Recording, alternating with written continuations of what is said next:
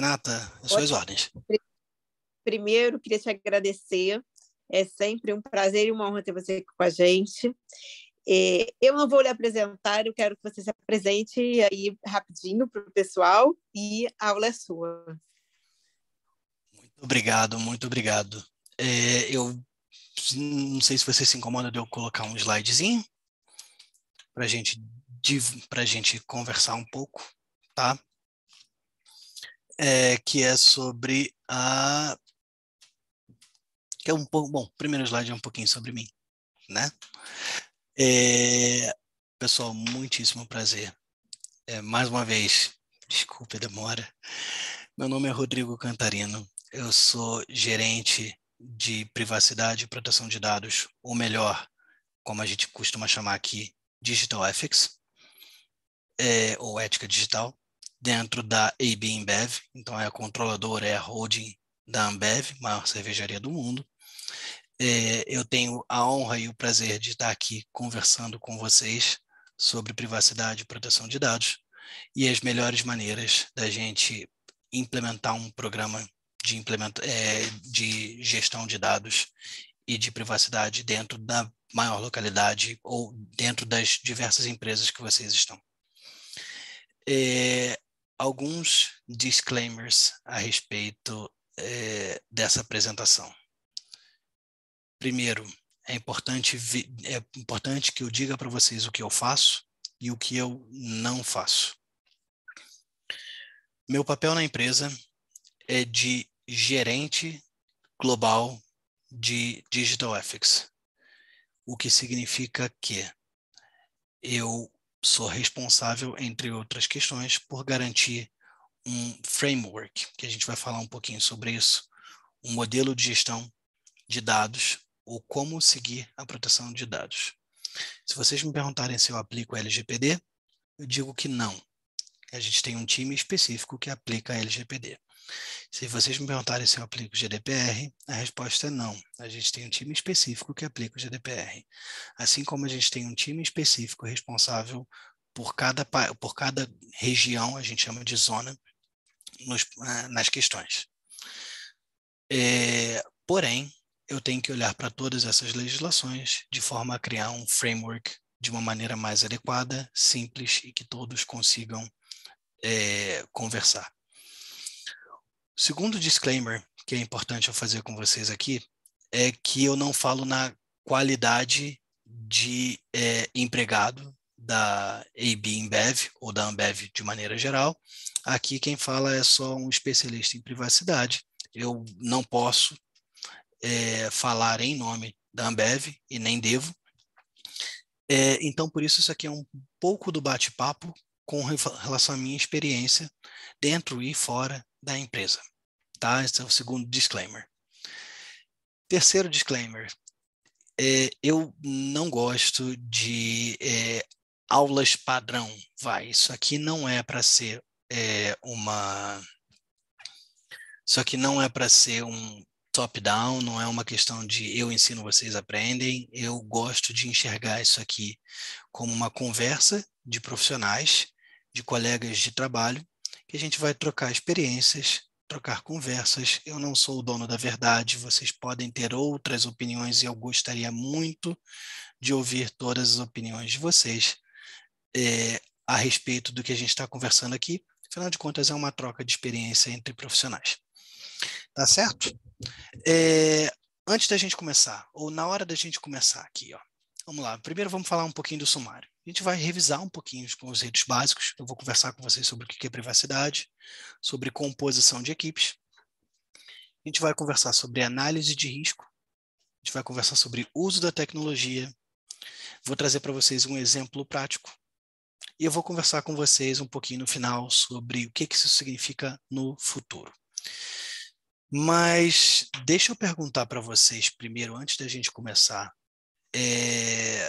só para a gente ver aonde essa aula vai. E aí deixa eu pausar aqui para ver vocês.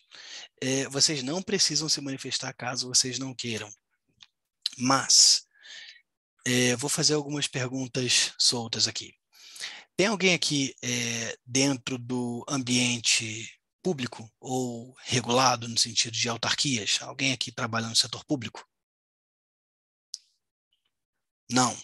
Tá. Então, eu acho que nós temos aqui muitas pessoas dentro de empresas e ou escritórios de advocacia. Segundo ponto, existe alguém aqui que não é advogado? Eu não Temos... sou advogada. Opa! Opa, Parabéns, Patrícia, que bom. Que bom. Verônica. Verônica. Desculpa, Verônica, eu achei que a Patrícia estava falando, mas a Patrícia está só conectando o áudio. Verônica, você se incomoda de dizer qual é a sua formação? Eu sou engenheira. Que maravilha! Engenheira de quê? Dados? É mecatrônica. Mecatrônica. Então Controle da automação. você vai tirar uma boa parte dessa palestra aqui de letra. Não Parabéns. sei não, vamos ver. Eu tenho certeza. Porque a primeira coisa que eu vou falar com vocês é o seguinte: Lei Geral de Proteção de Dados Pessoais ou qualquer lei de privacidade não é uma questão apenas jurídica. Muito pelo contrário. Para todos os advogados de plantão aqui, minha humilde sugestão é: saia da caixinha do direito. Eu já estou adiantando o final da palestra. Saia da caixinha do direito. Para você entender Lei Geral de Proteção de Dados Pessoais da melhor maneira possível e para vocês atenderem seus clientes, sejam clientes externos ou clientes internos, vocês precisam entender um pouco do que os seus clientes entendem. Então, não sei se vocês já ouviram falar em metodologia ágil ou metodologias de produto. Não sei se vocês já ouviram falar de tecnologias específicas. Não sei se vocês já ouviram falar em algumas outras questões específicas. Direito é só o começo, ou nem sempre o começo, e é só uma parte do que vocês vão tratar. Tá certo? Então vamos conversar um pouco, vamos revisitar primeiro os conceitos básicos. Primeiro, vamos lembrar do que é dados pessoais. Eu tenho certeza que vocês já tiveram essa aula. Dados pessoais são todos aqueles que identificam ou podem identificar uma pessoa. Eu normalmente faço uma brincadeira que se eu fizer aqui com vocês, vocês vão tirar de letra, então não tem nem graça, então já vou dizer logo a resposta. Quando você entra num website e você submete o registro para uma newsletter, um website qualquer, vamos dizer que você está entrando num website de política e você quer saber sobre as notícias de política. Vamos supor que esse website é do PT, ou pode ser do PSOL, pode ser de qualquer outro partido político. Pensem num partido político na sua escolha. Vocês entram no website e vocês submetem as suas informações porque vocês querem receber newsletters. Vocês colocam ali o e-mail de vocês e colocam em sim, quero receber as notificações. Colocam o nome, colocam o e-mail, colocam em submeter. Quais dados pessoais a gente tem aí? Alguém quer chutar?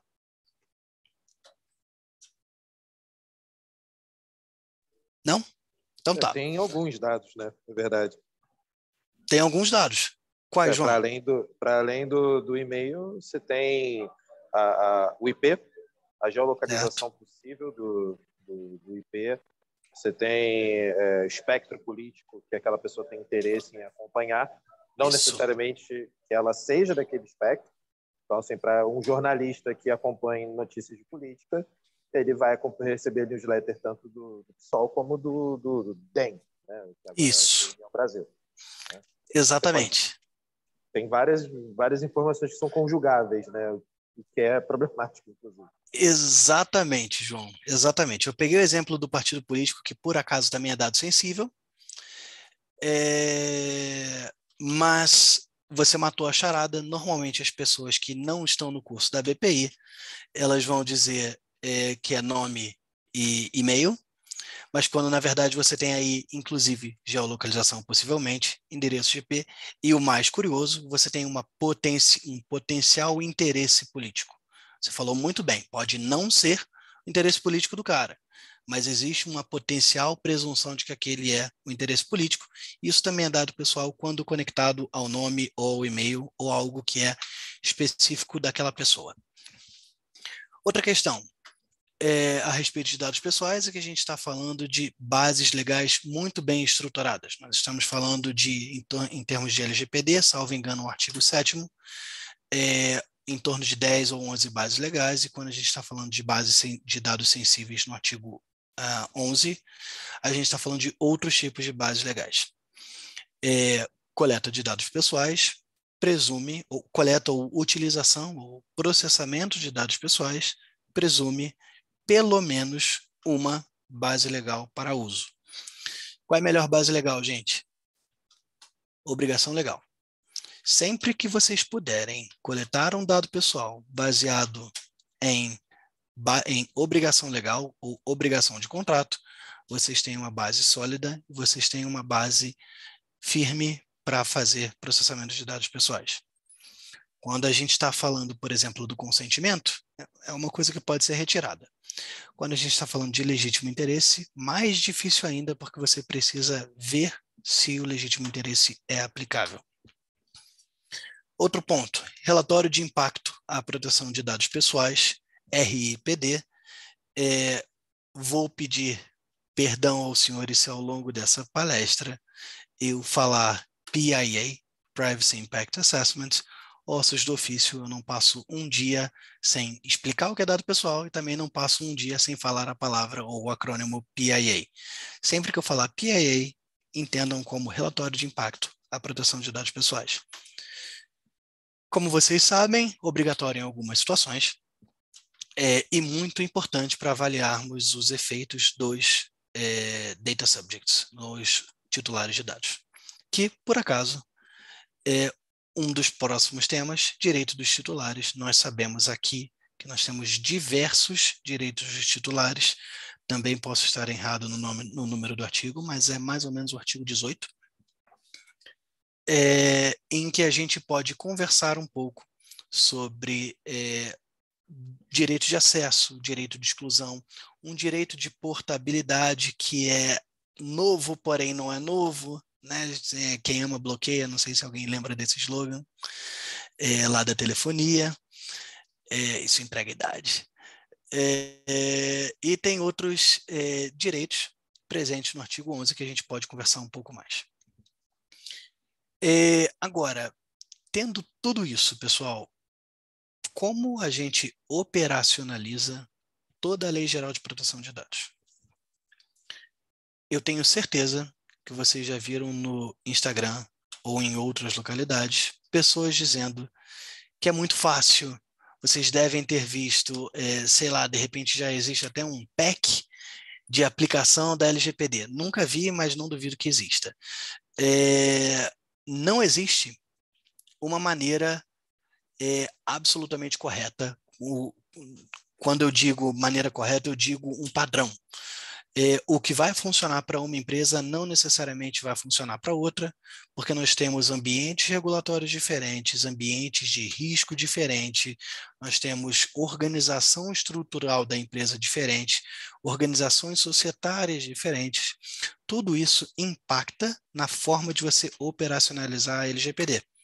E existe, sim, muito espaço para melhorar, e mesmo quando você melhora e inova, você tem uma melhoria constante no processo. Você está sempre redesenhando e revendo os seus processos para garantir se você pode melhorar algum ponto. Mensagem principal daqui: não acreditem em receita de bolo. Receita de bolo para a LGPD não existe. Certo? Então, vamos falar de um ponto importante: composição de um time. Um time que analisa e aplica a Lei Geral de Proteção de Dados Pessoais, composto somente pelo time de compliance ou time jurídico, é um time fadado a ver apenas uma parte da lei. Vamos lembrar aí que um dos princípios fundamentais basilares da LGPD é a segurança.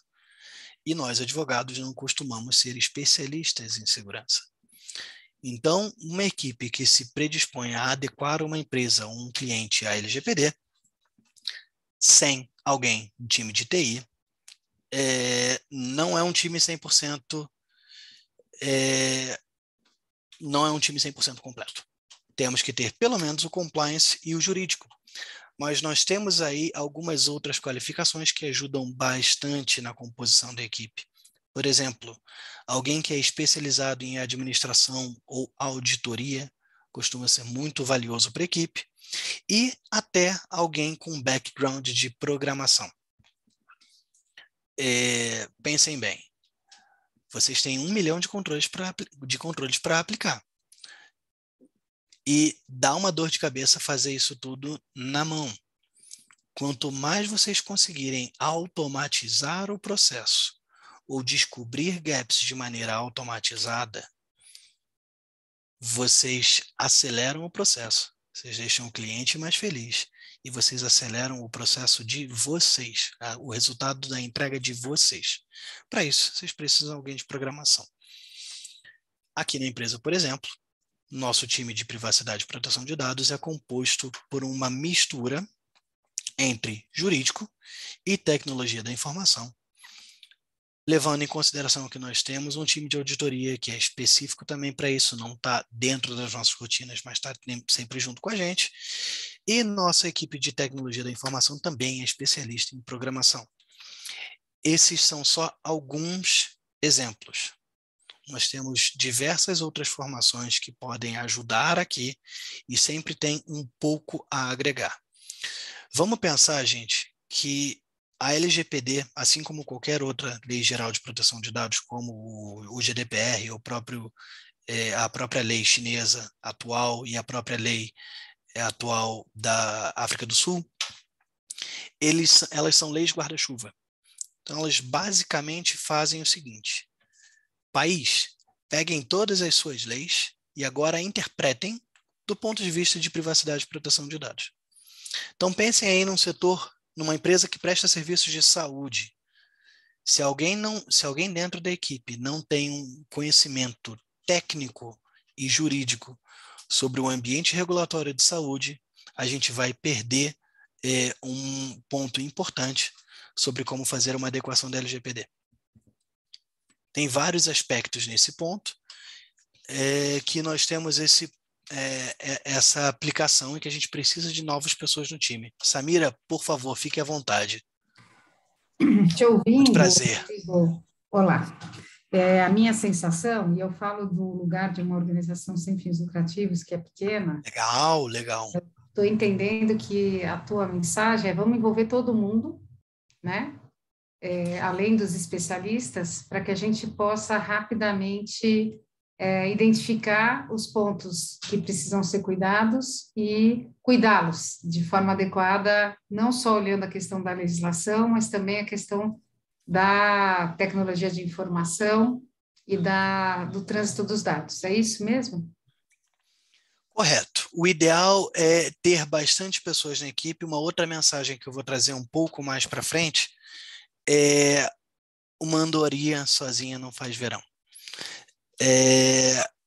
Eu vou trazer uma mensagem para vocês que é: procurem pessoas fora, até mesmo fora da equipe do jurídico ou fora da equipe de privacidade, para espalhar a palavra da privacidade, para conhecer um pouco melhor. A gente chama isso de Privacy Champions. Vocês vão ver isso em várias outras empresas.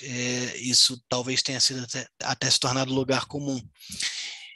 Enquanto a gente não tiver pessoas que saibam um pouco mais de privacidade dentro daquele pequeno organismo, daquela organização, ou pequena área daquela função, você vai estar fazendo um trabalho mais, eu não digo sozinha, mas vai ser um trabalho mais custoso, porque você vai o tempo todo ser a pessoa que vai catequizar as pessoas sobre privacidade.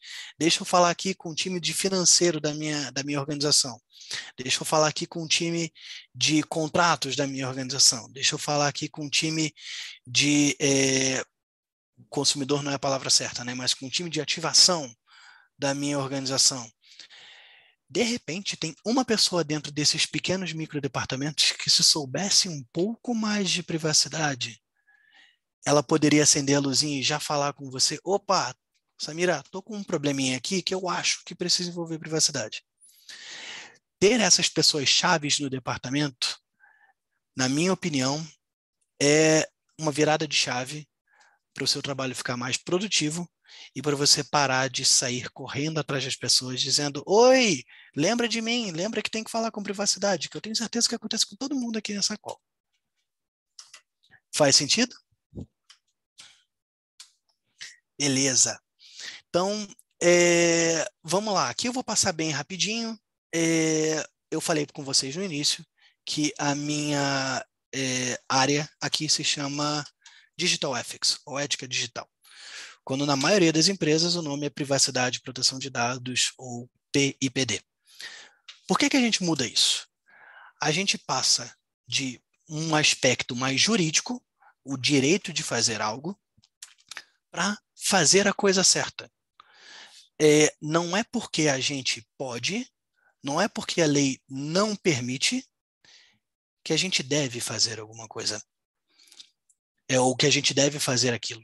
Então, por que eu preciso mandar um e-mail?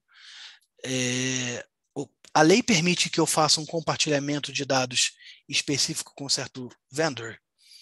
Muito provavelmente sim.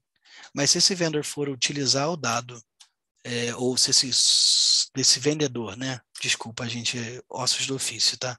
Por favor, perdoem os anglicismos. Se esse vendedor precisar compartilhar com a gente muitas informações, ou se esse vendedor usar essa informação para um fim um pouco dúbio, mas que não é permitido, talvez a gente não tenha que compartilhar a informação. Então a gente muda um pouco a perspectiva do direito de fazer algo um pouco mais jurídico, mais para o ético. Vamos fazer a coisa certa. Vamos inovar, a gente precisa inovar, a gente precisa estar aberto à inovação, mas a gente precisa também fazer a coisa certa. Isso é um shift muito importante, uma mudança importante que a gente precisa fazer. Agora, vamos falar um pouco de análise de riscos. Eu acabei de falar para vocês aqui que a gente precisa ser amigo da inovação, certo? O advogado que não abraça a inovação no sentido de... Opa, Rodolfo. Opa. Tudo bom, Rodrigo? Tudo bom, muito prazer. Como é que você está? Prazer, tudo certo. Diga aí.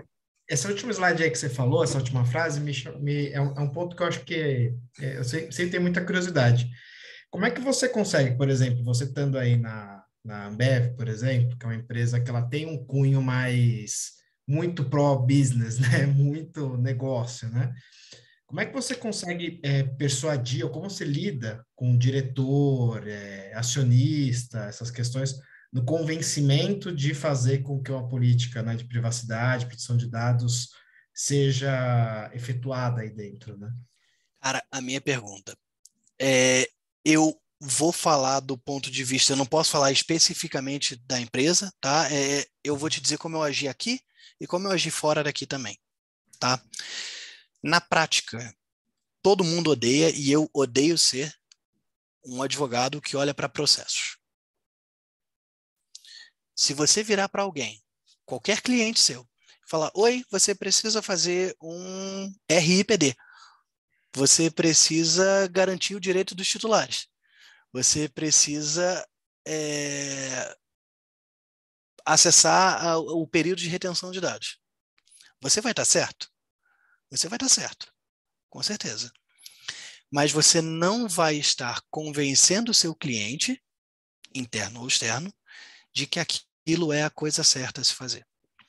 Então, eu não tenho um approach, pessoalmente, de processo.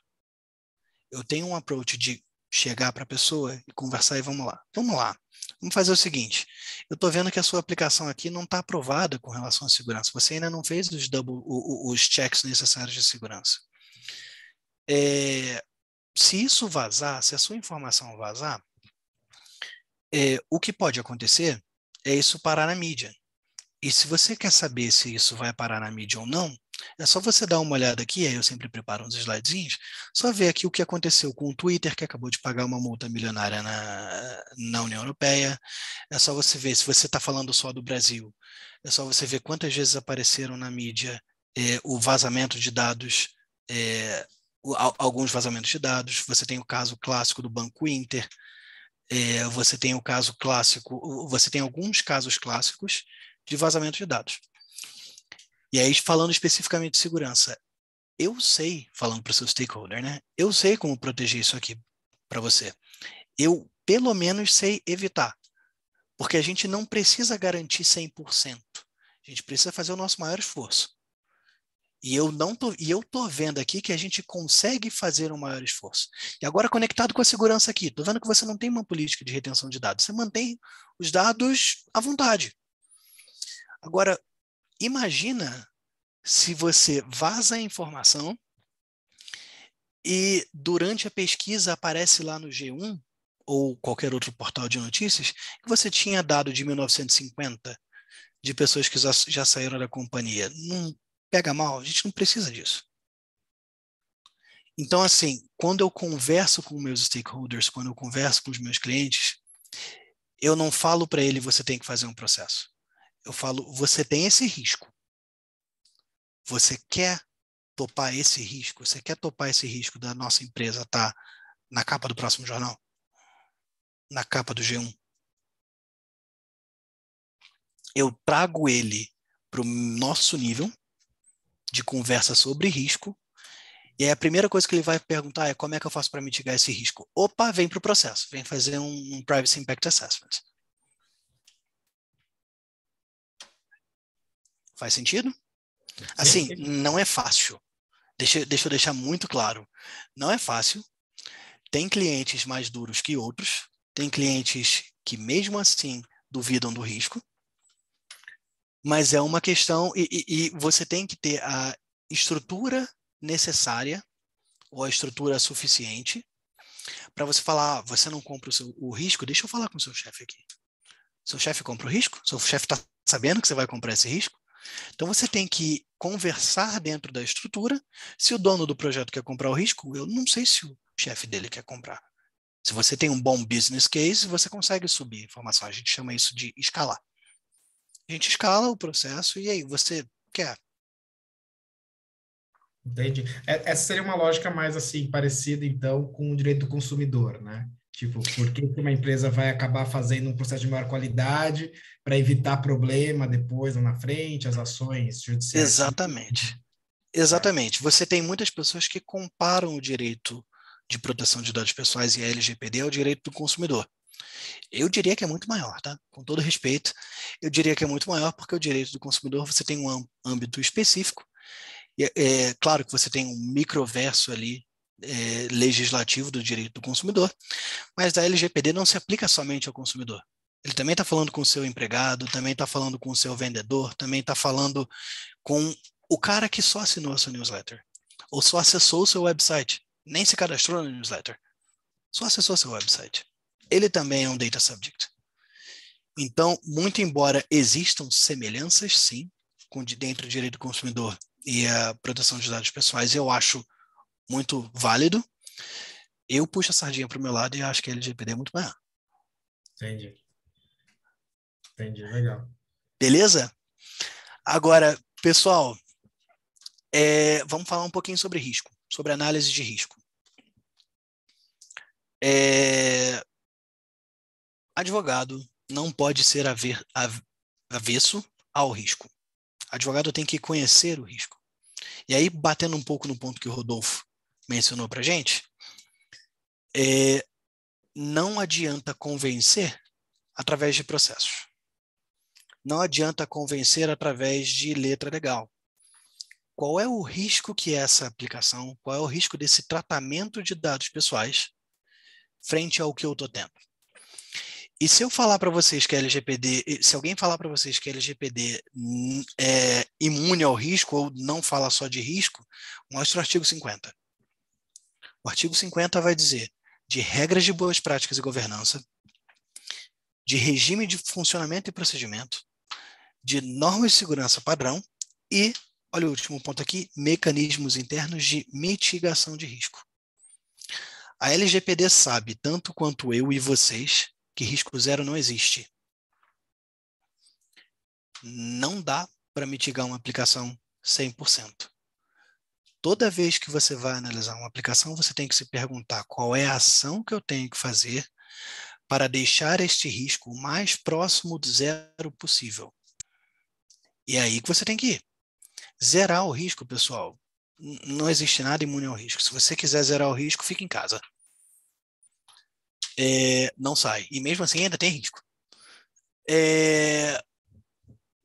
Em uma questão de comparação, o GDPR no artigo 39 vai dizer que o Data Protection Officer precisa observar os riscos inerentes, considerar essa questão, eu estou vendo várias falhas de digitação aqui, peço perdão, e você deve, com o guideline do órgão regulador lá, do European Data Protection Board, basicamente a nossa ANPD, eles vão falar, a análise de risco vai auxiliar o DPO a aconselhar a respeito do que ele tem que fazer.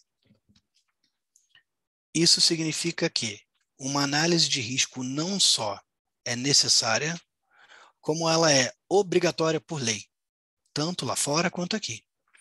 E ela tem que fazer parte da metodologia de análise de cada um de nós quando a gente senta e conversa. Eu vou conversar para vocês agora sobre o que é uma análise de risco. Se vocês entrarem, por exemplo, essa matriz de risco aqui, ela está no site da Autoridade de Proteção de Dados inglesa, da ICO, Information Commissioner's Office. Eu diria que é da União Europeia, mas não é mais. Mas é basicamente da Autoridade de Proteção de Dados lá, efetiva. Então, a matriz de risco clássica, ela vai analisar a severidade do impacto com a possibilidade de impacto. Essa é uma matriz de risco clássica, todo mundo vai conversar com vocês sobre risco, vai conversar desta forma. E se vocês tiverem que priorizar risco, priorize o risco mais alto. Para fechar. Ponto importante. Eu não estou falando aqui, eu nunca falaria, de deixar os riscos mais baixos, o risco que vocês estão vendo aqui embaixo como remoto, para lá. Todos os riscos devem ser mitigados, mas em ordem de priorização, em ordem de impacto, priorizem sempre aquele que vai ser de maior risco. Todos os riscos precisam ser mitigados? Sim, mas todos os riscos precisam ser sopesados. Agora, como é que eu vou comunicar o risco? Eu vou primeiro ler a lei. Opa, diga, Samira. Você fazer essa matriz de risco, você vai ter que fazer o caminho da informação, com certeza, e como que você está armazenando e distribuindo essa informação, certo? Dependendo de onde o seu processo começar, sim. Eu trouxe o nosso exemplo de matriz de risco daqui a alguns slides, mas pode continuar. Eu sei que tem um próximo passo para a sua pergunta. Pode continuar. Eu estou perguntando isso porque não é fácil você engajar as pessoas das áreas certo? Para ajudarem a desenhar um processo que dirá para avaliar contigo qual que é o risco que depois você tem que levar para a alta gestão numa matriz como essa para poder avaliar as medidas que você vai tomar, seja no nível de tecnologia de informação, seja no nível de governança da informação, né? Então, certo. Queria saber se você podia me contar um pouquinho como é que é o processo da coleta das informações necessárias para a gente poder ter... criar essa matriz.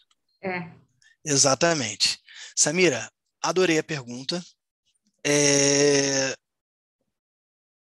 Eu sou viciado em dados. Eu acho que sem um dado, você não consegue tomar uma decisão bem fundada. E quando você não tem o dado, ou quando você fala alguma afirmação sem o dado, é só afirmação. É só convicção e não provas. Tenho convicção de que isso é um risco. Porém, eu não tenho dados para afirmar. Ao mesmo tempo, e aí vai no ponto que você perguntou, o dado nunca vai te dar, ou muito raramente vai te dar 100% de certeza do que está acontecendo. O dado é um indicador do que daquele risco. Esse risco pode ser verdade ou pode não ser verdade. Eu vou te dar um exemplo prático. Dentro do meu processo de assessment, eu tenho uma pergunta. Qual é o titular de dados pessoais dessa coleta? E a gente tem lá consumidor, vendedor, empregados, etc. Em uma questão de risco, todos são importantes, mas em uma questão de risco, dados de consumidor, no meu entender, são muito arriscados. Isso é o meu entender, na minha visão atual, para a empresa que eu estou auxiliando. Isso não significa que seja a mesma coisa para outras empresas. Pode ser que para provedor de saúde ou para uma empresa de RH fique pior se o dado do seu empregado vazar. É uma questão caso a caso. Então, assim, toda essa matriz de risco que a gente constrói, ela é baseada em probabilidade de risco, que pode ser confirmado ou não. Uma análise mais aprofundada pode dizer esse risco aqui parece ser alto, mas no contexto fático ele não é. Então, a matriz de risco ela serve para apontar onde potencialmente há risco. Agora, vamos ver se há risco de verdade? Pega uma lupa, entra no processo, conversa com o stakeholder e percebe, olha, esse risco aqui faz sentido. Esse risco aqui, na realidade ou em realidade, não se materializa. Agora, você está certa. Para a gente conseguir pelo menos uma análise basilar, você precisa puxar o stakeholder e falar, vem aqui me dá o dado. Enquanto o stakeholder não te dá o dado, você não tem isso aqui. Isso é fato. A gente chama isso de erro de qualidade de dados. Enquanto o seu dado não tem qualidade, seja porque o dado não existe ou porque ele tem uma resposta errada, a matriz tem erro. Sempre vai existir um gap de qualidade. E o problema, ou a nossa batalha sempre é como a gente reduz esse gap a um nível aceitável. Obrigada. Beleza. Vamos lá. Como é que a gente comunica os riscos? A gente fez a matriz de risco, ótimo. Vamos como a gente comunica os riscos. Primeiro, e esse passo vocês vão ler e vão achar que é meio óbvio, vai. Lê a lei. Gente, a quantidade de pessoas que quer falar sobre LGPD, mas que nunca pegou a Lei Geral de Proteção de Dados para ler, se eu contasse para vocês, não estava no gibi, tá? E o ponto 2. A gente tem que interpretar os dispositivos legais ou os riscos com a realidade da empresa. A minha matriz de risco, com certeza, não vai servir para as empresas, a empresa vizinha. Minha matriz de risco não serve para um prestador de saúde, não serve para uma prestadora de serviço de RH, não serve para uma prestadora de serviço de outra natureza. Então, é preciso adaptar a matriz para a realidade da empresa. E, mesmo assim, o time de business vai ficar perdido. Esse meme já é até meio ultrapassado, né? Mas vai ficar um pouco perdido, porque precisa entender o risco. E para isso, a gente entra na primeira pergunta da Samira. O time de projeto precisa entender privacidade, você precisa expandir o seu escopo. Por experiência própria, quando você tem um processo reagente, ou seja, quando você tem um advogado que corre atrás de cada área dizendo, oi, lembra de mim? Lembra de privacidade? Vamos fazer um assessment, vamos fazer uma análise aqui, lembra de retenção de dados. Você tem um advogado reagente, ou seja, que vai lutar contra os outros, que normalmente vai ser informado depois do projeto, ou muito próximo do projeto, está próximo à realidade, vir a nascer, e normalmente as pessoas não gostam de você. Vamos ser sinceros. As pessoas normalmente não vão gostar de você. O cara que segura o projeto. Você é um blocker. E quando vocês conversam com os caras, com os donos do projeto, eles normalmente não entendem o que você está querendo dizer. E aí você já é um blocker, ele não entende o que você quer. E a comunicação não flui, esse projeto de adequação vai ser complexo. Não vou dizer que não vai ser feito, com certeza vai ser feito, mas vai ser mais complexo. Por outro lado, se você tem um time de projeto que tem, e eu digo aqui advogado, mas é membro do time de compliance com a LGPD, com essa pessoa ela é consultada, essa pessoa constrói o projeto com o time. Você tem um advogado ou uma pessoa na equipe que fala a língua do negócio. Você tem um advogado que está comprometido com o resultado da equipe, mas que analisa o risco. Então você tem, e eu já ouvi feedbacks nesse sentido. Quando você tem um advogado dentro da equipe, por exemplo, de marketing, você tem a equipe de marketing falando, caraca, essa pessoa facilita a minha vida e ainda me diz ou me faz entender por que eu não posso mandar uma newsletter para todo mundo da minha base só porque eu quero que todo mundo compre meu produto. O time de projeto entende. Então, se eu puder dar uma dica para vocês de implementação, procurem ser partes do projeto de adequação ou implementação que não são reagentes. São projetos que não tenham pessoas reagentes, e sim tenham pessoas que são partes do processo. PS é muito difícil. Eu sei que tem uma parte de convencimento muito grande, mas que no longo prazo e até curto prazo facilitam dentro do projeto. Opa! Não? Ok. Então vamos lá. Continuando na parte de como comunicar o risco. Você não consegue responder de bate-pronto, de receita de bolo, o que eu preciso para estar em conformidade com a lei. Mas você tem um conjunto de ações com diferentes respostas, que aí vem a matriz de risco. Olha, você precisa fazer risco de retenção. Você precisa mitigar o risco de retenção.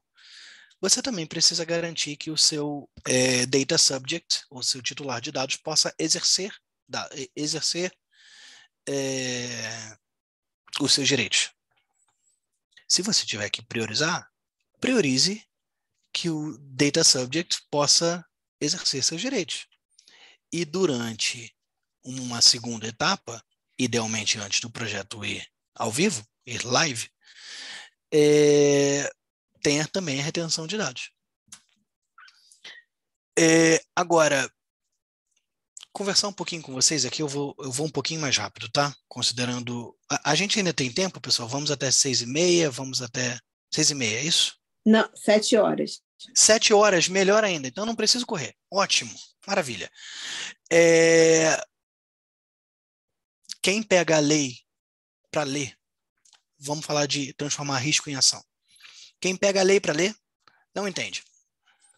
Quem pega a lei para ler e não é advogado e não está acostumado com o juridiquês, a Verônica talvez possa confirmar, não entende 100%. É muito juridiquês ali, é muito princípio da transparência, princípio de não sei o quê, princípio do sei o que ela tá. O que isso significa na prática?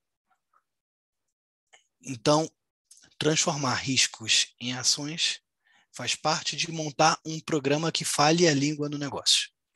Algumas sugestões de como fazer isso.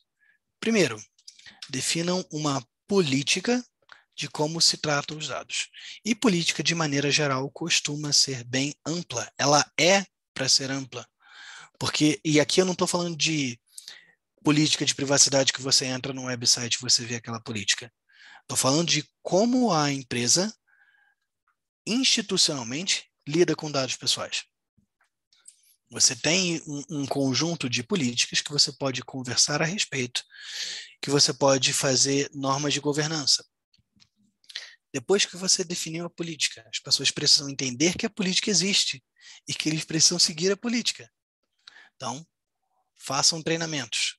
O ideal é fazer treinamentos específicos para funções específicas. Não adianta você criar um treinamento e falar de dados de empregados para o time de marketing. Também não adianta você falar com o time de RH e falar de dados de consumidores. Não vai ser um treinamento que se comunica com eles e eles vão ver um valor menor. Identifiquem suas áreas de maior risco e façam um treinamento específico para essas áreas. Depois que você deu o treinamento, as pessoas entendem das políticas, criem um processo, que idealmente já vai estar no treinamento, certo? Que vai analisar os projetos da companhia, levando em conta cada princípio, tá? Nesse processo, o ideal é que você tenha gente do negócio atracado no seu processo. Tá? Então, você tem um time, do time de RH, você tem alguém ali, colado com você, aprendendo privacidade a ferro e fogo. Do time de marketing, você tem alguém ali colado com você, que entende de privacidade. E outras áreas também. Eu estou pegando RH e marketing como exemplos aqui, mas pensem na área de contratação. Pensem em todas as áreas mais críticas do seu negócio. Próximo ponto. Fazer uma análise de inventário. Não existe política implementada se você não tem um inventário dos processos da empresa. Se você não tem uma lista de quais são os processos da empresa, você mal consegue compreender onde você tem que atacar primeiro. Qual é a lista? De onde existe uma lista completa de processos, de projetos? Ah, existe. Então é daqui que eu vou analisar, porque aqui que está o meu backlog. Ah, não existe. Então vamos juntar, vamos criar todos os processos para eu começar a analisar. Por fim, revisão de resultados. E como eu falei no início, não tem processo bom que não possa melhorar. Então, posso garantir para vocês, vão passar por todas essas etapas, vai chegar no final, vocês vão falar, eu poderia melhorar este ponto aqui. Usem esse tempo para melhorar. E, como eu já falei, eu sou viciado em dados, sugiro a utilização de métricas para vocês terem mais resultados sobre isso. Samira, diga. Você começou esse slide falando de treinamento e o treinamento tinha a ver com processos internos. Só que a criação do processo, ele vai ser o seu quarto passo, né? Então, eu queria entender um pouquinho isso, porque na minha cabeça, a hora que você avalia o risco, você define qual que é a ação para mitigar. Se a ação for um treinamento, você pode até fazer o treinamento. Se a ação for o processo, deveria criar o processo para depois treinar o povo sobre o processo. O que eu quero dizer com isso na minha cabeça, o endereçamento de cada risco vai exigir uma certa ação, não necessariamente uma ação de treinamento. E o treinamento seria a sequência desta ação, para que você possa, no mínimo, dar conhecimento para todas as pessoas daquilo que você está tentando mitigar e da ação que você vai fazer para isso. Faz sentido o que eu estou falando? Faz sentido, faz muito sentido. O que eu tentei passar aqui foi que o treinamento é para as pessoas lembrarem ou entenderem que existe uma política e um processo a ser seguido. Mas dentro do processo você está mais do que certa. Vamos lá, os riscos aqui vamos ver que eu identifiquei que dentro do processo o time de desenvolvimento precisa entender melhor sobre privacidade. Então, uma das ações é treinamento. Então, vamos fazer o treinamento ou refazer o treinamento para que haja um refresh aí do que é privacidade ou do que é dado pessoal para as pessoas. Você está mais do que certa. O treinamento que eu coloquei aqui é para as pessoas entenderem que tem uma política. Mas se dentro do processo de risco houver preciso fazer um treinamento, refaça. É importante. Boa adição, concordo com você. Certo?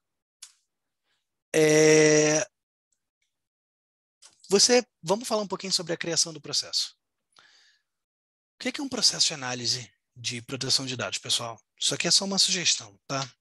Existem 1000 maneiras de fazer isso aqui. Quando a gente vai fazer um processo de entrevista, eu posso apostar com vocês que em todas as entrevistas vocês vão ter que falar o que é dado pessoal. Não passo um dia na minha companhia sem explicar o que é dado pessoal e mesmo assim as pessoas erram. Então, um processo de avaliação de privacidade, você vai ter que pegar o PMO pela mão, o gestor de projetos pela mão. Deixa eu conhecer o seu projeto na prática. Você está desenvolvendo um website? Me mostra. Vamos ver o website aqui. Ah, não está live. Ótimo, melhor ainda. Vamos ver o protótipo. O que você quer fazer com o seu website? E aí, a partir desse processo, eu vou analisar coleta de dados, que tipos de dados você coleta, aonde você armazena, para que você vai usar, com quem você vai compartilhar e por quanto tempo você precisa. Basicamente, esse é o processo em que eu pego o usuário pela mão, sento com ele e respondo as perguntas de um assessment. É possível termos pessoas que sabem desse processo de cor? É possível, não estando na área, é possível. Normalmente essas pessoas são os champions, são os que sabem mais de privacidade dentro de uma área, e normalmente essas pessoas respondem o processo de uma maneira mais acurada. Isso aqui é só um exemplo, existem diversas maneiras de fazer um processo de análise de privacidade e proteção de dados. Certo? E esse aqui é basicamente um outlier. Você tem um projeto, você faz o mapeamento de risco, o mapeamento desse processo. A partir desse mapeamento, que eu digo é coleta, utilização, armazenamento e retenção, você vai ver os riscos. Você vai mitigar os riscos e a partir daí você tem um produto mitigado. 100%? Não. Você tem não existe produto sem risco. Existe produto com riscos mitigados. Certo? Agora, vamos tornar o processo mais simples com o uso da tecnologia. A tecnologia pode responder algumas perguntas como, por exemplo, qual é o maior risco desse projeto? Quais são os maiores riscos da minha área?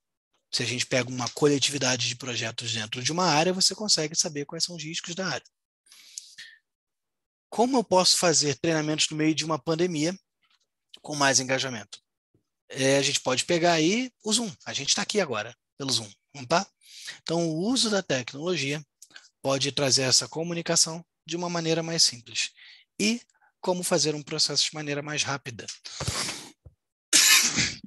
Você pode usar a tecnologia para te dar os riscos de uma maneira mais rápida, uma resposta de maneira mais rápida. Eu já cheguei, por exemplo, vou dar um exemplo para vocês, eu já cheguei a responder um assessment em Excel. Funciona? Funciona. Vai identificar risco? Vai. É possível melhorar? É, mas é possível melhorar até dentro da planilha de Excel, que é exatamente o próximo ponto que eu vou falar. Aliás, daqui a pouco. Vamos falar um pouquinho da tecnologia falando do risco. O que o risco vai dizer. E aqui eu vou trazer um pouquinho para vocês de como eu defini uma matriz de risco. Eu trouxe para vocês lá atrás uma matriz de risco, severidade e likelihood, né, e potencial de impacto. Que ela é a matriz clássica. Eu derivei um pouco dessa matriz para a gente construir algo um pouco diferente. Qual foi a metodologia que eu usei? Ou qual foi o racional que eu usei? Todo projeto tem risco. E existem riscos que a gente consegue mitigar e tem riscos que a gente não consegue mitigar. Por exemplo, eu dei o exemplo para vocês lá atrás de coleta de dados de consumidor. Coletar dados de consumidor por si só já é um risco. Porque você está coletando dados de consumidor. Ou coletar dados de empregados é um determinado risco. Você coletar dados para determinado fim, para determinado processamento de atividades, é outro risco. Mas vocês conseguem virar para o time de produto e falar: opa, não coletem dados de consumidor. Não dá, você vai matar o projeto. Ou não coletem dados de empregados. Você vai matar o projeto. Ou não coletem dados para esse fim. Você até pode falar, mas é mais difícil. Então, esses riscos, a gente chama de riscos não mitigáveis. São os riscos que são inerentes ao projeto e está tudo bem. E você coleta esses dados e você faz um somatório de pontos, vamos dizer assim, que coleta de dados de consumidor dá X pontos, coleta de dados de empregados dá X pontos, coleta de dados para esse fim dá X pontos, coleta de dados de criança dá X pontos. Ou se você está no setor da saúde, você coleta informações a respeito de dados sensíveis, dá muito mais pontos. Você faz um somatório desses riscos, você vai ter um risco do projeto. Esse risco de projeto, a não ser em situações muito específicas, ele é inerente. Você não vai conseguir remediar. Então, esse risco vai sempre existir. De um outro lado, você tem os riscos de remediação ou riscos de não remediação. A forma como eu montei esse risco de remediação são os riscos de princípios.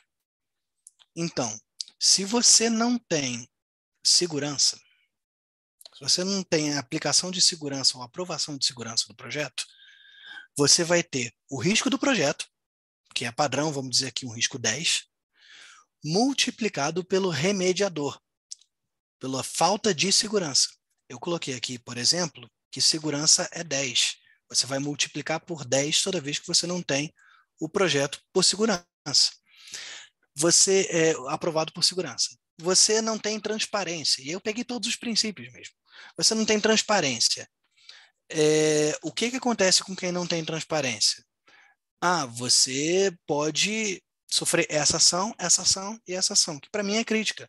Então, portanto, eu vou multiplicar por 9, ou 8, ou 7. Vou graduar essas remediações. No final, qual é o risco total do projeto? É o risco de projeto multiplicado pelos riscos de remediação ou não remediação. A gente tem, nesse caso 1, o risco total de 190. Mas vamos pegar o projeto 3. O projeto 3 fechou todas as remediações. Então, você tem o risco do projeto multiplicado por 1, porque risco de projeto não vai mudar. Eu coloquei aqui 0 porque teria nenhuma remediação, né? Mas no caso a gente multiplica por 1. E o risco total vai ser o risco de projeto. Afinal, esse risco ele não vai ser mitigável. Assim você tem uma escala de priorização. O que eu preciso fechar dentro do projeto, qual é o meu projeto mais arriscado, e até dentro desse projeto mais arriscado, o que eu preciso fechar primeiro? Qual é o risco de remediação mais arriscado? Assim você cria uma tabela de priorização e consegue passar para frente essa questão. Faz sentido para vocês? Tem alguma pergunta com relação a isso? De novo, pessoal. Oi. Rodrigo, uma pergunta. Para atribuir esses riscos, aí você vai fazer um padrão, né? Porque senão não faz sentido, você não consegue entender. Correto. E como você, esse padrão você já aplica para a companhia inteira? Como que acontece isso? Ótima pergunta. Esse padrão, ele cabe variáveis. Sempre que você vai criar um padrão, você vai criar do ponto de vista global, ou do ponto de vista de toda a companhia. Eu presumo que coletar dados de consumidores é algo arriscado. Mas se você quiser afunilar para uma área de processo, talvez quando você fale com a área de negócios, ali não seja muito arriscado. Talvez você queira pegar... Tudo depende das perguntas que você faz e dos dados que você tem, certo? Então, se você tem uma pergunta dentro do seu questionário, qual é a sua área de negócio? Minha área de negócio é procurement, eu faço as contratações. Então, deixa eu olhar mais especificamente aqui o que é mais arriscado para a área de contratações. Aqui o maior risco é um risco de retenção. Meu maior risco é eu eliminar dados de suppliers ou de vendedores e queimar o contrato. Ou então não queimar o contrato depois de 15 anos, porque tem uma obrigação legal específica para fazer isso. Você pode dizer, para essa área aqui, o risco de retenção é muito maior, vai valer 10. Então, a depender da quantidade e da riqueza dos dados que você tem, você pode brincar com isso à vontade. Você parte de um padrão para o específico, a depender da sua riqueza de dados. Claro que se você não tiver uma pergunta no seu questionário de qual área você pertence, você não consegue fazer esse deep dive. E assim, isso é uma matriz de risco que vai ser muito específica de companhia para companhia. Um setor de saúde, talvez isso aqui não funcione. Um setor de seguros, talvez precise de outros riscos. Uma organização sem fins lucrativos, desculpa, Samira, talvez precise de outros riscos, talvez tenham outros riscos a serem considerados, inclusive com base nas legislações específicas. Uma matriz de risco não vai funcionar para todas as empresas do mundo. Faz sentido? Tem vezes que eu apresento isso e as pessoas dizem, Rodrigo, você trabalha na Ambev.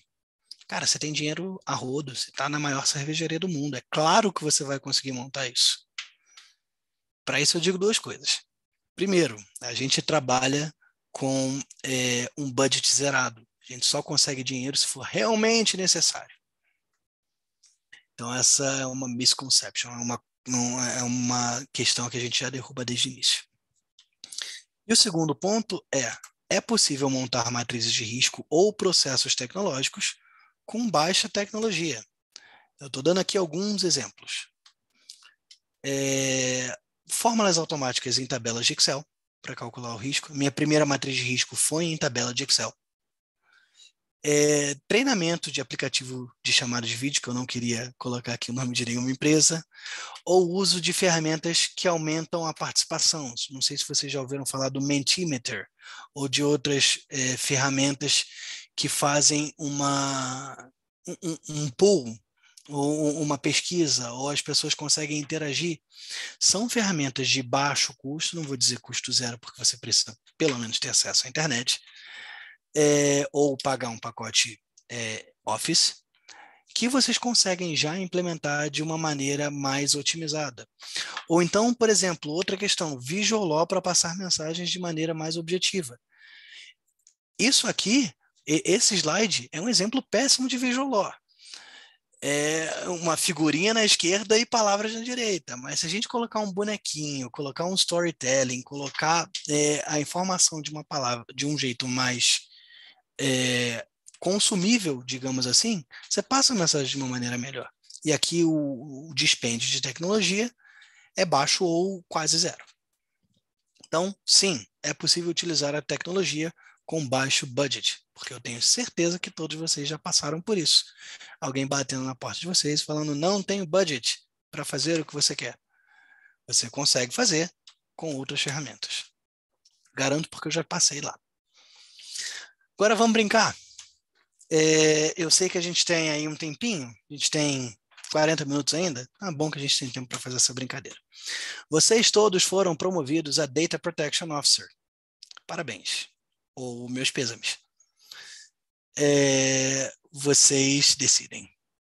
Eu vou trazer aqui um exercíciozinho. Eu quero conversar com vocês. Eu quero entender de vocês o que vocês fariam na pele do coitado do DPO. Por acaso, eu não sou DPO, tá? Então, não é na minha pele. Então, vamos lá. Vocês estão na pele do DPO, que é ainda pior, porque vocês estão obrigados por lei a fazerem aconselhamento jurídico. Vocês reportam apenas ao board. E vocês têm independência para dar mensagens, mas ao mesmo tempo a análise de risco faz parte do dia a dia de vocês, por questões legais. Então vamos lá, pessoal. O diretor do time de recursos humanos, Rodrigo Cantarino, quer lançar uma pesquisa para conhecer o perfil dos profissionais da empresa. E vamos deixar isso aqui ainda mais interessante? É uma pesquisa de diversidade e inclusão, que é muito importante para as empresas hoje em dia. Você é um time integrado com RH. O time de RH te procurou muito antes do processo começar. Eles tiveram a ideia e falaram, isso aqui é um problema de compliance, isso aqui é um problema de privacidade. Deixa eu ligar para o meu DPO. E ele fala, cara, o que eu preciso fazer antes de lançar a pesquisa? E aí a pergunta para vocês é, tornem a pesquisa viável, ou seja, não digam não, e digam para mim qual é o maior risco que vocês veem dentro dessa pesquisa, como é que vocês conseguem dizer sim, o que vocês falam para viabilizar a pesquisa. E é um teste mesmo, tá? É uma conversa, isso aqui a gente tem muito tempo para conversar. Acho que a primeira coisa que eu faria é lembrar o time, no momento em que essa pesquisa eventualmente for colocada no ar, de que a gente tem que indicar que essas informações vão ser gravadas por sigilo e que o resultado da pesquisa, a gente vai anonimizar os dados, de tal forma que as pessoas não sejam identificáveis quando o resultado for levado a público. Eu acho que isso é uma coisa que minimiza o risco da gente ter um problema, porque se a gente está falando de gênero e outras informações como essa, a gente está falando de dado sensível, né? Certo. Segunda coisa que eu faria era pedir autorização, pedir consentimento, que eu não estou fazendo isso na minha visão, né? Uma base legal própria, de consentimento para que a gente possa tratar esses dados na linha dessa pesquisa que a gente está fazendo. E aí tem uma justificativa que faça sentido para quem está sendo acionado de responder ou não. E a terceira coisa era dizer para eles assim, dado essas duas condições, a terceira que eu faria não é obrigatório, as pessoas respondem na medida do seu conforto. Eu acho que isso talvez melhorasse aí a aderência, por um lado, né, porque eu não estou obrigada, então eu faço se eu quiser, e aí as pessoas se sentem às vezes mais mobilizadas, e também diminuiria o nosso risco do ponto de vista de resultado. Gostei. Rodolfo, você ia falar? Sim, eu entendo esses pontos, né, que a Samira colocou, mas eu pensei inicialmente de uma forma de fugir desses problemas todos de ter que justificar, né, ou achar base legal. Se tivesse, por exemplo, alguma tecnologia que eu consiga desde o começo, ele é anônimo, né? Eu nunca vou ter que saber, eu só quero saber a estatística, não quero saber vincular isso a nenhum CPF, nome de pessoa, né? Eu escaparia dessas questões todas, por exemplo, que foram postas pela Samira, por exemplo? Não sei, alguém quer testar? Eu acho que o problema é que se a pessoa for identificar, por exemplo, o departamento e gênero, eu, por exemplo, já passei por uma pesquisa que falava gênero e departamento. Eu era a única engenheira mulher, então ficava muito fácil. Não que eu tinha problema com isso, mas lógico, vai dar para identificar. Vai depender então, do N, né? Vai depender do... E eu tenho uma dúvida também. Oi, desculpa. Se você dá o consentimento, você participa da pesquisa e depois você retira o seu consentimento, como é que faz? Eles têm que tirar a sua estatística? Antes de eu responder, alguém quer tentar responder? O consentimento é um problema por isso, né? A pessoa pode revogar o dado pessoal dela que você está utilizando. Então, talvez fazer em base no legítimo interesse, alguma coisa desse tipo, para não ter esse risco de revogar o consentimento. Mas se você está na linha da anonimização, com ou sem consentimento, eu acho que não tem como a pessoa retirar este dado da pesquisa, né? Na minha visão. Para mim o problema da anonimização é que pode ter a inferência, né? Tipo, você pode cruzar dados, que nem a Verônica falou, pegou o departamento, ela era a única mulher, apesar de não ter o nome dela, não ter a idade, nada, tá lá, engenheira, departamento. Mas aí não é anonimização, é pseudo-anonimização, então, né? Aí seria pseudo. Per se, Como garantir, né? Que per se fosse você não total consegue voltar para trás. Exatamente. Então, Tem que analisar. a forma que você realmente anonimiza. Se você não conseguir anonimizar, se for pseudo, aí eu nem recomendo, porque o risco é grande, é dado sensível, né? Pois É que tem horas que eu acho que não tem como anonimizar, dependendo do que a pesquisa quiser ver. Ela quer ver o perfil dos profissionais. Não sei, se você quiser ver qual é a diversidade de cada departamento, você vai ter que colocar o departamento. E aí, como que você anonimiza isso? Não sei. Ponto para mim departamento é relevante para essa pesquisa? Estou Não buscando sei. diversidade num é universo. isso. Por que para Sei lá, tô departamento é pensando numa relevante? empresa de 1.000 pessoas, por exemplo, fazer isso, você não precisa granular, né? Talvez a nível de departamento, né?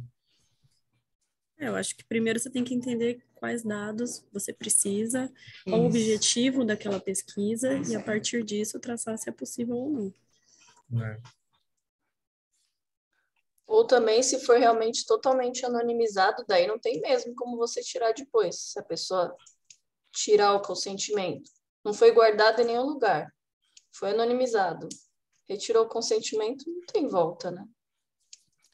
Deixa eu jogar uma outra lenha na fogueira aqui, pessoal. Só para ver o circo pegar fogo um pouco mais. Vocês acham que o consentimento de um empregado no contexto de relação de trabalho é dado de maneira voluntária? Esse é um problema também, né? O consentimento. Mas é por isso que eu É falei que a a, pesquisa tinha que ser livre. é Porque ela a não... famosa coação voluntária, né? Não, mas se a pesquisa é livre e responde o que quiser, ela não é coação voluntária, na minha opinião. Por isso que eu acho que esse é um ponto que tinha que ser relevante. E a outra coisa que eu acho que é muito importante é o que a Marina trouxe, né? Qual é de fato o dado que eu preciso? Porque se precisa justificar a necessidade para engajar as pessoas eventualmente a fazer essa resposta. Certo. Estou adorando o debate. Isso aqui, vocês sabem que é o dia a dia de todo profissional de privacidade e proteção de dados. A gente tem discussões como essa, pelo menos 3 vezes por dia. Cada projeto que a gente analisa é uma discussão como essa. Talvez não seja de diversidade e inclusão, talvez seja como lançar um website, talvez seja se eu posso perguntar o gênero de uma pessoa na hora de eu mandar newsletter. Talvez seja no ponto de vista de qual é o cookie que eu realmente preciso coletar. Ou pode ser uma pesquisa de diversidade e inclusão. Deixa eu começar apagando o fogo que eu comecei. Consentimento para empregados. Isso não é pacífico no Brasil, porque ainda não tivemos muitos julgados de privacidade e proteção de dados, mas é pacífico lá fora, inclusive por julgados e, salvo engano, por diretrizes. O consentimento de empregados, ele só pode ser considerado válido em casos excepcionalíssimos, se você comprovar que aquele consentimento, ou se o empregado não tomar a ação que é pedido o consentimento, vai ter severas consequências para ele. Então, nesse caso aqui, o consentimento, talvez ele possa ser necessário ou possa ser válido, talvez. Porque se o empregado não responder uma pesquisa de diversidade e inclusão, se assim for comunicado e assim for efetivamente feito, o empregado não vai sofrer represália nenhuma. Por quê? Porque ele não pode ser demitido com relação a isso, ele talvez não precise nem ser identificado. E aí esse é outro ponto. Eu adorei a discussão de vocês sobre identificar o empregado ou não. O exemplo que alguém de vocês, acho que foi a Verônica, deu agora, é muito interessante. Você pode anonimizar uma pesquisa. É óbvio, assim, a primeira resposta que você tem que dar aqui é: vamos anonimizar o dado. Mas, a depender das perguntas, pode ser que esse dado não fique anonimizado. Então, como a Verônica falou, se você pergunta o gênero em uma pergunta dessas e a função, ou a sua equipe, se você tem uma resposta, você sabe exatamente quem é. E aí pensa numa terceira pergunta. Como você se sente na companhia? Vamos dizer que a Verônica disse 1. Todo mundo que analisar essa pesquisa vai saber que a Verônica acha que a companhia tem um score de 1, em termos de se sentir bem na companhia. O problema não é a identificação, é que todas as outras perguntas passam a ser dados pessoais a partir do momento que você está identificado dentro de uma pesquisa, seja de D&I, seja de qualquer outra questão. Como solucionar isso? Existem tecnologias no mercado hoje que são de vendors, e aí você tem que ter certeza que você está com medidas contratuais no local, que a gente pode falar, vendor, eu quero que você crie essa pesquisa e que você me passe o analytics dessa pesquisa, garantindo que, se essa resposta tiver menos de um número X de pessoas, você não vai me passar essa estatística. Então, você bloqueia na hora da sua coleta se você vai conseguir identificar ou não. Você define um número X de pessoas. Por acaso, na Alemanha é mandatório ser 10 pessoas. Então, na Alemanha, já posso dizer para vocês, menos de 10 pessoas respondendo uma pesquisa, essa pesquisa não pode ser demonstrada, porque existe na Alemanha uma presunção que 9 pessoas respondendo uma pesquisa, ela vira pseudo-anonimizada, vira, portanto, identificável. Então, vamos lá. E aí, já respondendo uma outra pergunta. Entendemos que a gente talvez possa pedir o consentimento. O ideal primeiro é a gente anonimizar. Não conseguindo anonimizar, a gente vai pedir o consentimento e anonimizar antes de publicar. Idealmente com uma ferramenta que nunca nos mostre o que está anonimizado ou não. Mas vamos à pergunta muito interessante. Revogação de consentimento. Como é que se faz isso? Como é que a gente pode fazer isso na prática? Tudo depende de como a gente comunica. Assim, gente, para a vida, o combinado não sai caro nem em privacidade e proteção de dados. Então, vocês precisam... A primeira coisa que se faz aqui é ver essas configurações da pesquisa e comunicar para o seu público o que você vai fazer com essa pesquisa, como se responde essa pesquisa e em que momento essa pesquisa vira anonimizada ou por que essa pesquisa é anônima desde o início. Se essa pergunta for anônima desde o início, e aí eu digo realmente anônima, não precisa pedir consentimento, porque não vai ser identificável. Primeiro, você tem que garantir que não é, tá? Mas garantindo que ela é identificável ou pode ser identificável, vamos pedir o consentimento porque são dados sensíveis. Vamos pedir o consentimento. E no momento em que a gente conversa e que a gente fala, vou anonimizar o seu dado assim que eu receber sua resposta. Recebi sua resposta, anonimizei. A partir desse momento, se o data subject falar para a gente, não quero que você processe mais meus dados, você pode mostrar sua comunicação e dizer, olha só, eu conversei aqui com você, eu pedi o seu consentimento, você me deu o seu consentimento, ele é voluntário porque nada poderia acontecer com você e para melhorar, eu não faço a menor ideia de quem é você nisso aqui porque eu já anonimizei. Então, eu não consigo executar o seu pedido por razões de privacidade, porque protegendo o seu direito ou para te proteger, eu não faço ideia de quem você é a partir do segundo que você respondeu ou a partir de um dia depois que você respondeu. Então, na verdade, é um pedido impossível. Que você tem toda uma construção para falar, agora eu posso responder, ou agora eu não consigo responder.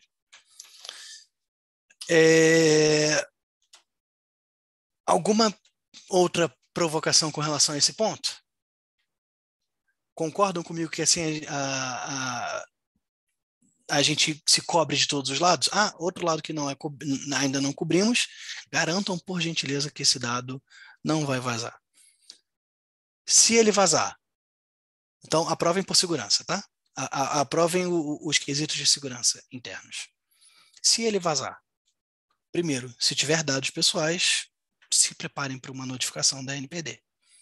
Então, anonimizem, correndo, ou deixem anonimizado from the start, desde o início. Se os dados não forem anonimizados e mesmo assim vazarem, o problema de vocês não vai ser dados pessoais, vai ser reputação. Então, vai para outra seara.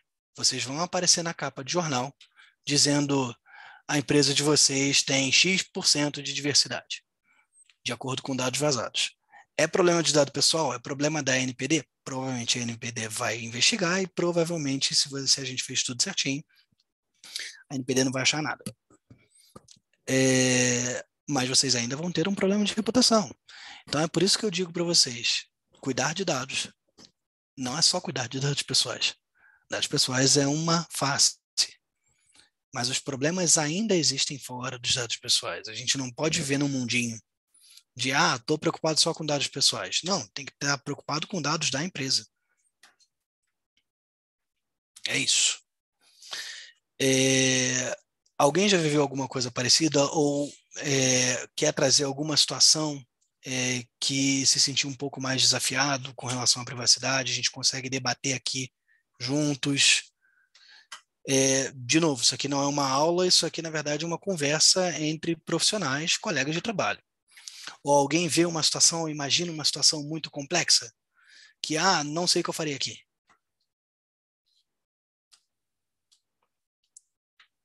Nada? Beleza, pessoal? Opa, alguém desmutou? Ou foi só? Oi? Eu queria trazer uma coisa que a gente discutiu na aula passada, da co-controladoria. São duas organizações atuando e as duas podem ter ações de controlador. Certo. Eu acho que eu vivo isso na organização que eu trabalho, e até a semana passada a gente fazia os termos de cooperação e imputava a uma das partes controladoras a obrigação de pedir as autorizações necessárias, porque ela está mais próxima dos usuários do que a gente, né? Mas eu entendi da aula passada que, em tese, a gente também deveria, por precaução, pedir uma autorização específica para a gente, e não apenas receber a sinalização da outra controladora de que ela conseguiu a autorização e que ela pode partilhar esses dados com a gente, que a gente vai ter liberdade de agir. Eu queria te ouvir um pouquinho sobre isso, Rodrigo. Você já teve uma situação como essa? Você acha que a estratégia de uma das controladoras pedir autorização faz sentido? Ou a gente deveria mesmo, a partir de agora, começar a ir a campo pedir também esse consentimento? Eu pessoalmente nunca estive nessa posição, mas posso dar meus pitaquinhos. Situação de controladoria ou co-controladores, né? Ela costuma ser uma situação muito rara. Não sei, Samira, se você vê isso mais do que você sendo controladora. Seria uma situação bem específica, mas ela costuma ser bem rara. Meu pitaco com relação a isso, com relação a consentimento, se vocês acreditarem que aquela base legal é o consentimento, se vocês elegerem que o consentimento é a única base legal, por sinal, pelo amor de Deus, fujam de consentimento, fujam muito de consentimento, mas caso não tenha outro jeito e é consentimento, vamos lá, é newsletter ou é alguma coisa parecida, o consentimento ele tem que ser feito de maneira específica. E aí a pergunta que você tem que se fazer é: se o consentimento for específico para uma empresa, a ação que vocês querem pode ser executada? Se a resposta for sim, peguem o consentimento dos dois. Se a ação que vocês querem executar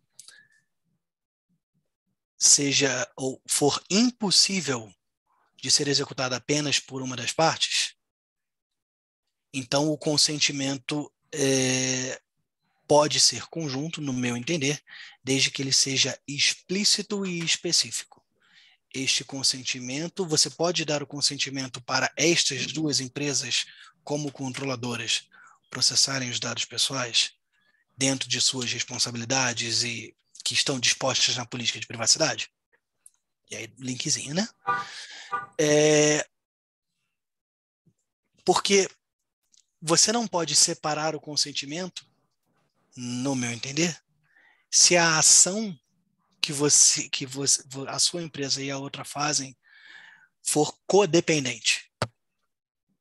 Se a sua empresa e a outra precisarem uma da outra especificamente para fazer isso, não dá consentimento separado, não vai adiantar. Ah, só eu tenho consentimento, então a ação não pode seguir. Então, não dá. Não peguem o consentimento Nesse separado. caso, Rodrigo, a gente está trabalhando com dados de crianças e adolescentes. E crianças até 12 Opa! anos, o consentimento é indispensável, né? Sim. O que a gente fazia?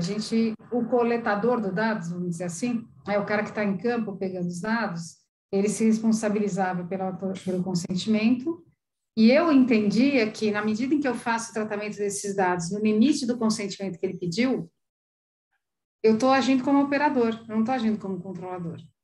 Mas, como a autorização ou o consentimento que é dado ele é mais genérico do que específico, eu entendi que aí a gente pode estar num campo de co-controladoria, e aí, em tese, deveria ter um consentimento específico para que eu possa fazer no limite do que eu estabelecer, né? E não ficar na dependência do consentimento que aquele que vai a campo pedir, entendeu? Tá, entendi. Se não fosse criança, eu estava mais tranquila, mas na prática... Me diz, por favor, que você pega esse consentimento dos pais também. Sim, dos pais. Boa. Agora, aí eu acho que a gente tem um passo atrás que a gente precisa fazer. Vamos relembrar a ordem de cada um. O controlador é aquele que determina como um processamento de dados é feito. E o operador, ou processor, é aquele que vai fazer, de acordo com as diretrizes do controlador, aquilo que é feito.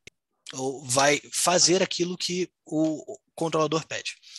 Normalmente o exemplo mais clássico que a gente tem é um operador que vai processar a folha de pagamento.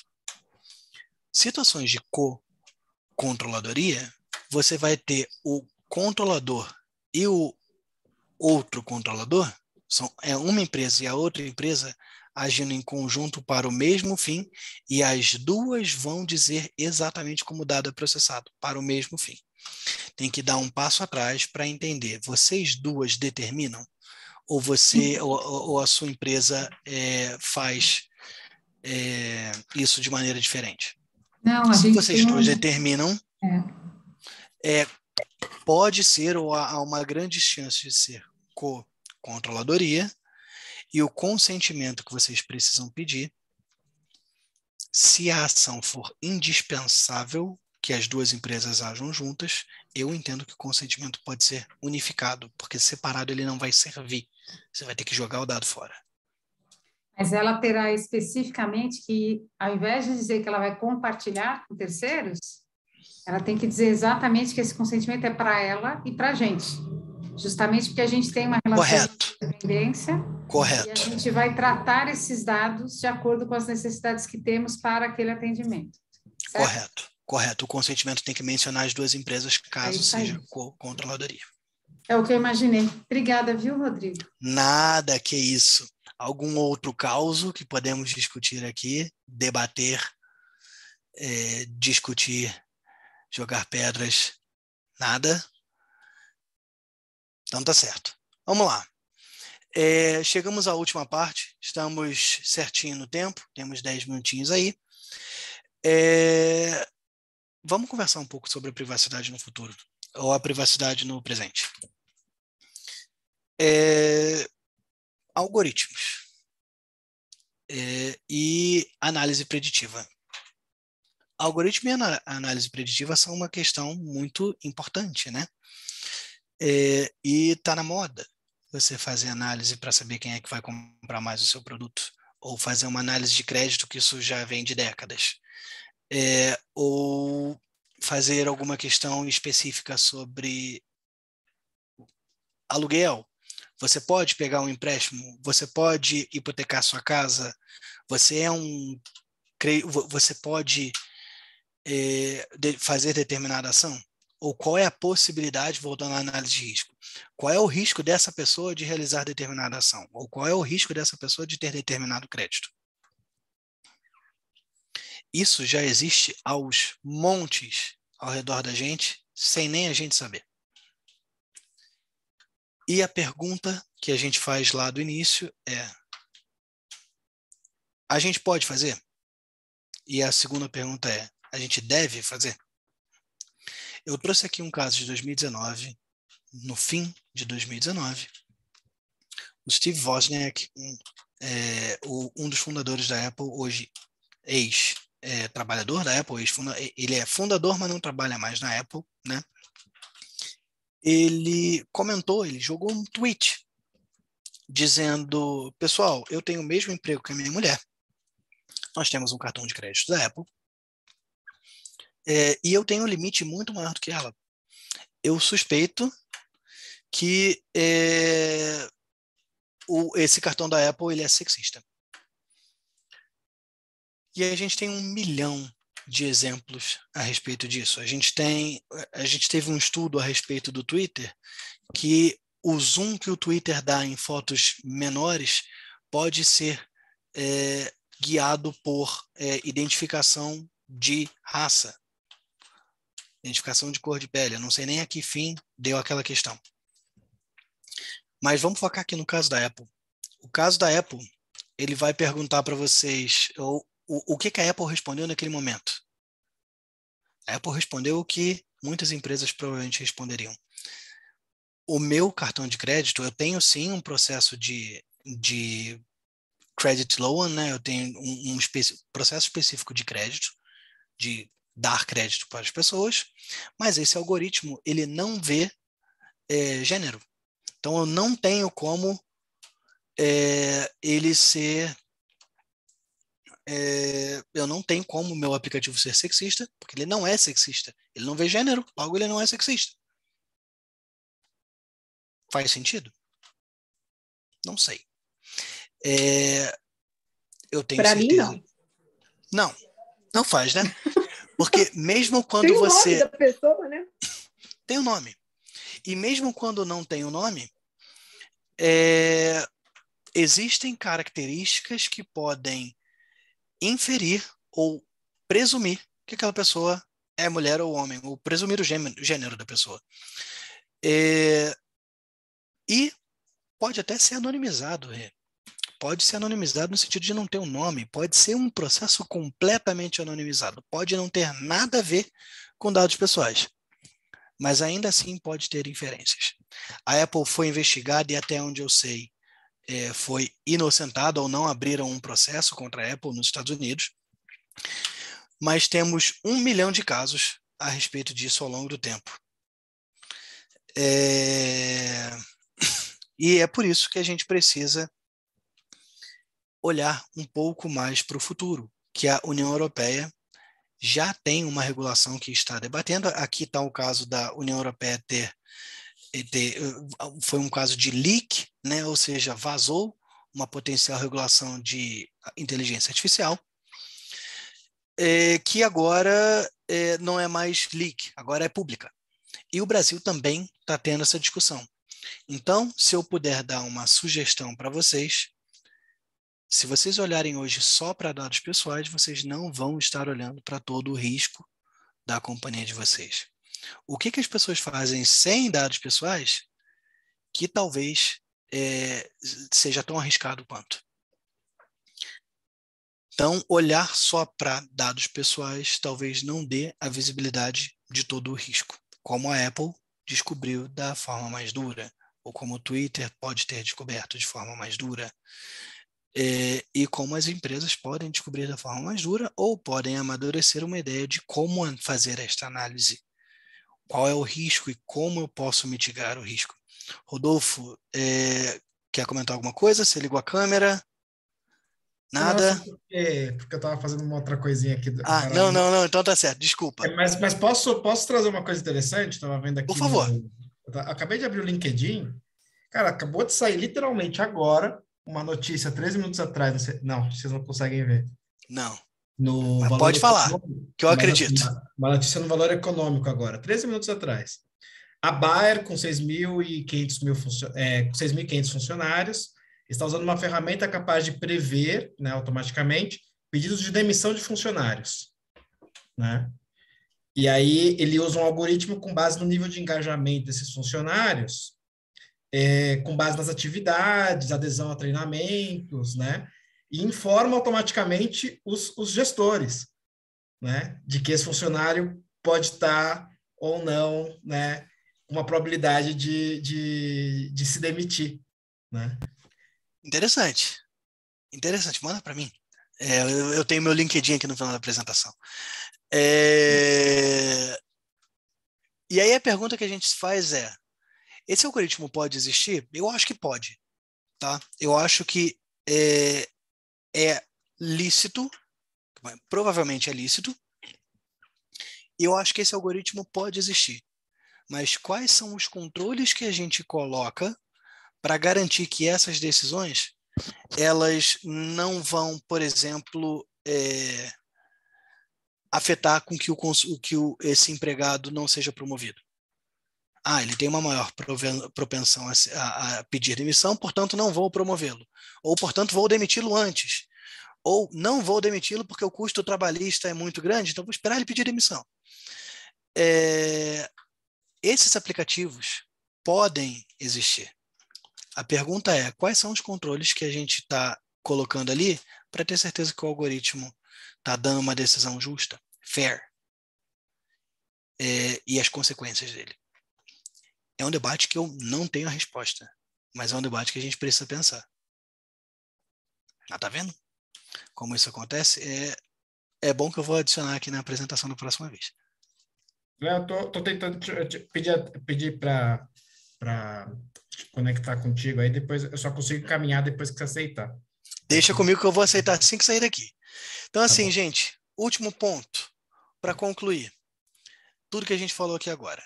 Primeiro, não tem um jeito certo de fazer privacidade e proteção de dados. O que eu falei aqui foram sugestões, foram ideias baseadas na minha experiência dentro e fora da minha vivência de proteção de dados.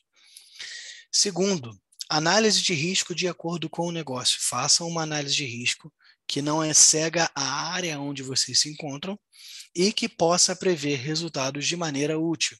De novo, você precisa de dados para fazer uma análise de risco. Caso vocês não tenham dados, vocês não têm uma análise de risco.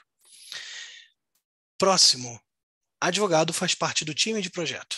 Advogado ou pessoa que faz adequação faz parte do time de projeto. Essa pessoa que faz parte do time de projeto ganha mais seguidores no LinkedIn, ganha mais elogios e ganha mais a amizade das pessoas em vez da inimizade, que as pessoas vão parar de te odiar por ser a pessoa que sai correndo pedindo projetos de adequação. Próximo, tecnologia é amiga, não tenham medo da tecnologia, e a tecnologia pode ser barata, tão barata quanto o Zoom, tão barata quanto uma ferramenta de Excel. O próximo, o risco de inteligência artificial, como o Rodolfo acaba de trazer, ele já existe, ele vai ser mais regulado, e a nossa pergunta é, se ele existe, como a gente pode mitigar o risco? Tudo que a gente falou aqui, risco sempre vai existir, não existe risco zero. Como a gente pode garantir que esse risco é o menor possível? Essas são as questões que eu queria trazer para vocês. Eu queria agradecer muito a vocês por estarem comigo até às 8 horas da noite, por aguentarem e me esperar durante 20 minutos. Peço perdão, espero que vocês tenham gostado da conversa. Me adicionem no LinkedIn, isso é um pequeno QR Code, é só vocês apontarem, vocês vão me ver lá. Caso vocês não queiram apontar a tela do seu celular, eu sou o único cantarino existente na face da Terra. E eu sou amigo da Renata. Então eu sou... se vocês digitarem Cantarino, vocês vão me ver lá com certeza, uma carinha segurando uma cerveja, uma Corona, que é a minha cerveja favorita. Muito, muito obrigado. Eu estou à disposição para conversas fora daqui. Me chamem no LinkedIn, vamos conversar, vamos trocar umas ideias. E boa noite para todo mundo. Renata, muito obrigado, viu? Muito obrigada, Rodrigo. Alguém tem alguma coisa que queira falar, perguntar, trazer, contestar? Não? Cale agora ou cale-se para sempre. Não. Cale-se até o Então, LinkedIn, Rodrigo... cale-se até a mensagem no LinkedIn. Hã? Cale-se até a mensagem no LinkedIn. Ah, tá. É isso aí. Enfim, muito obrigada. Ixi, fiquei muda? Estou aqui, estamos te ouvindo. Foi você que eu estou perdida aqui nesse Zoom novo aqui. Muito obrigada por você ter dividido com a gente. É sempre um prazer ter você aqui, de forma tão livre e leve, que você trata o tema e dá um monte de alfinetadas. Eu acho ótimo. Então, brigadão mesmo, viu? E, muito, pessoal, muito obrigado. Bom feriado, final de semana, né? E segunda-feira estamos juntos. Bom feriado, descansem, que tenho certeza que segunda-feira vai ser mais pauleira. Gente, muito obrigado por estarem aqui. Muito, muito obrigado. Um abraço, até a próxima. Até a próxima, gente. Beijão. Obrigada, tchau, tchau. Obrigada, tchau.